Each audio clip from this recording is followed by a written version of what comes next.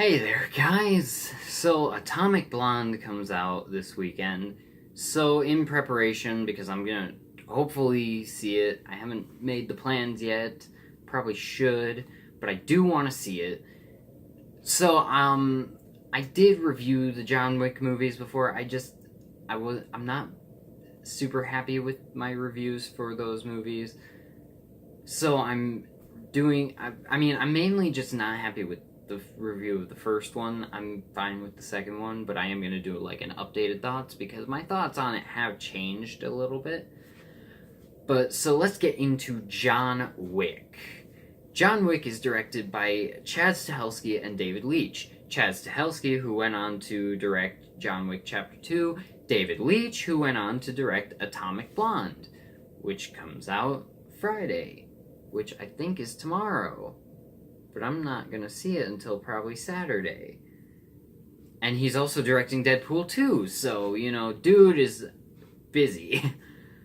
It tells the story of John Wick. He's this retired hitman whose wife dies of an unnamed disease or condition or something. We don't know. But she leaves him a dog, and then these guys who... One is the son of a guy he used to work for and with, breaks into his house, kills the dog, steals his wife's car, and so now he is out for friggin' revenge. And god dang it, is Keanu Reeves amazing. Keanu Reeves is a great actor. I'm not gonna lie. If it weren't for the fact that Jeff Goldblum is amazing in just about everything I've seen him in, Keanu Reeves would probably be my favorite actor. But right now he sits at number 3, right behind Harrison Ford, because I just remembered that Harrison Ford is an actor too on my list. It's like Jeff Goldblum, Harrison Ford, Keanu Reeves. Those are the 3 guys that will, if they're in a movie, it will get me out to the theater to see it, no matter what. But so Keanu didn't really have a lot of movies, though, in the past, 10 years. So, in a way, this was really him coming back, kind of, because, he hadn't really been in very much since The Matrix and Constantine, so now he's back. He's been in a lot since John Wick came out. But, let's talk about the things that I love about this movie. The main character. You sympathize with this main character because he's amazing at what he does. He's pretty friggin' awesome. But when we meet John Wick at the beginning of this movie, he's retired. He's not a hitman anymore. He's just retired. He's trying to live his life. And then his wife dies. And for the first, I think 10, 15 minutes of this movie, we spend just getting to know John Wick as a person. No action, no deaths, over-the-top murder deaths. Just getting to know John Wick as a person. And I feel like that really helped set it up, so when they do kill the dog, you feel something. You care, because you've had the first 10, 15 minutes just getting to know this character, and you know what the dog represents, so you have this character, you have the dead dog and what the dog represented, and now you absolutely care about why this guy is going after revenge. And this movie has an amazing setup. Again, you get to know the character very, very well. It is one of my favorite character setups of all time, actually. Because I like action movies, but I like action movies where you care about the action just for more reasons than it's because it's just action. So getting to know this character very well and getting to know the connections that he has and the people that he knows and how the people that did this to him are connected to him, that stuff almost kind of interested me more than in the first John Wick. More on that when I talk about the second one tomorrow. But then you have the incredible action. This movie was directed by former stunt choreographers and stuntmen. So they know how to do a good action sequence.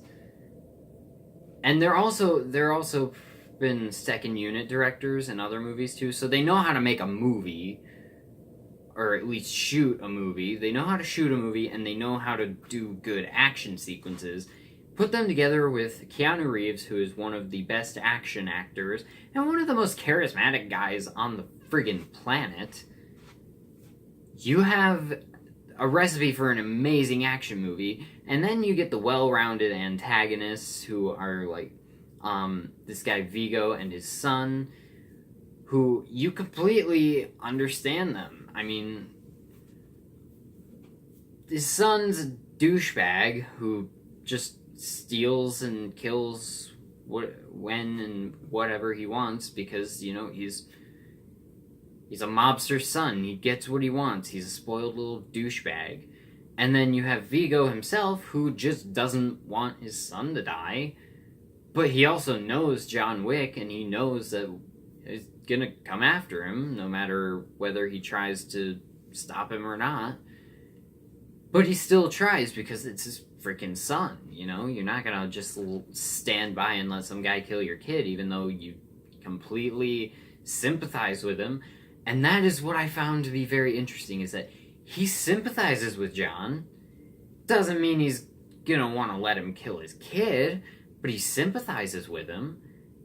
And I think that added a whole extra layer to him being a villain. And then you have the great supporting cast. You have Ian McShane as the owner of this hotel called the Continental, which is basically this like assassin underground hotel where they can just kind of hide out if they're working, and they can get like patched up, they can get weapons and stuff, they have like vehicles for people. And there's this one really cool thing about it, is that there's this rule where they can't do any business at the hotel. Like, no killing anyone. You can't, if you have beef with someone, you can't take it out in the Continental. So the Continental is basically like a safe ground. And I love how they expand upon it more in the second one. Again, I will get to it later, but it's hard to talk about this one without talking about the second one, because the second one just takes everything that was great about this movie and elevates it to a whole nother level. But then you also have John Leguizamo, who plays this guy named Aurelio, who is he owns like a body shop for cars. And, you know, he's fine. I am kind of on two sides of a coin with John Leguizamo. On some movies, I don't mind him. He's actually pretty good. In other movies, he's really annoying. John Wick, pretty good. The Happening, honestly pretty good. John Wick Chapter 2, pretty good.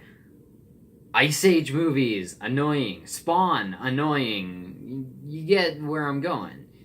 He can go on two sides of a coin. But he's really good in this. You know, he has a small role. He's not anything major. He definitely has a bit of a bigger role in the second one, but still not that big of a part.